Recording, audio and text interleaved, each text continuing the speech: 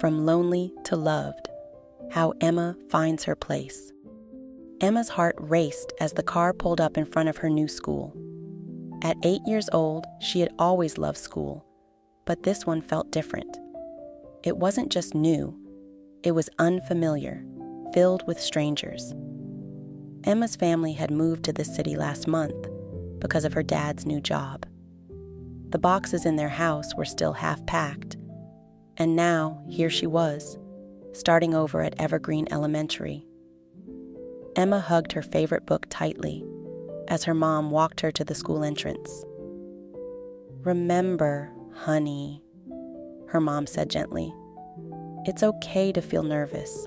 Just be yourself and things will get better." Emma nodded, but her stomach felt like it was doing flips. The classroom buzzed with chatter when Emma walked in.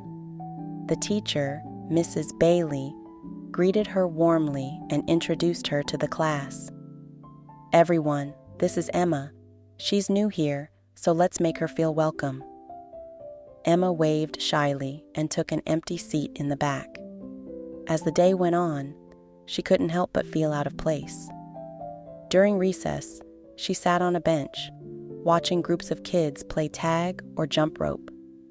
Nobody approached her, and she didn't know how to join in.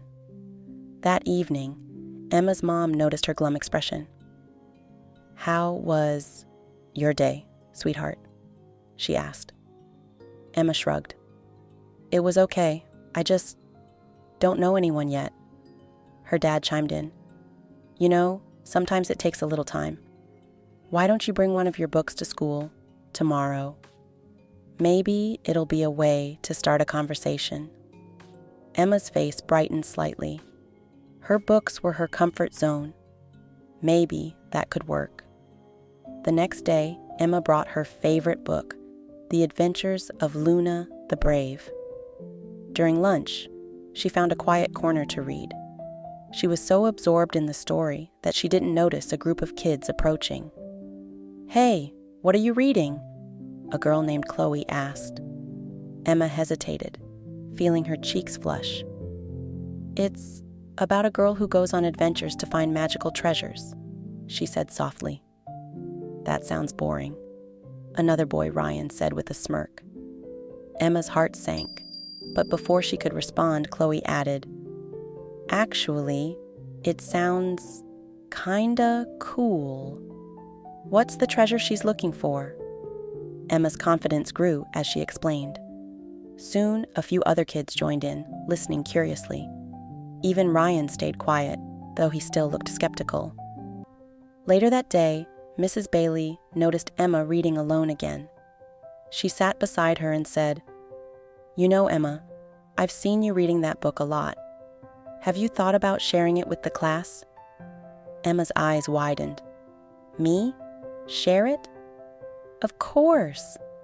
Mrs. Bailey smiled. "We have show and tell on Fridays.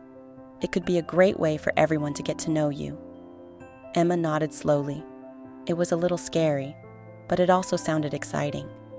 On Friday, Emma stood in front of the class, clutching her book. "This is The Adventures of Luna the Brave," she began. "It's about a girl who feels lonely sometimes, but she finds courage through her adventures." As Emma read a short passage, the class listened intently. When she finished, Chloe raised her hand. "Can I borrow your book when you're done?" "Me too," another student chimed in. Even Ryan gave her a thumbs up. For the first time, Emma felt like she belonged. The next week, Chloe invited Emma to play tag during recess. Ryan joined too, and although he still teased occasionally, it felt playful rather than mean. Emma discovered that many of her classmates liked reading too, and soon they were swapping books and stories. At home, Emma's parents noticed her happier mood. "I made some friends today," she announced proudly.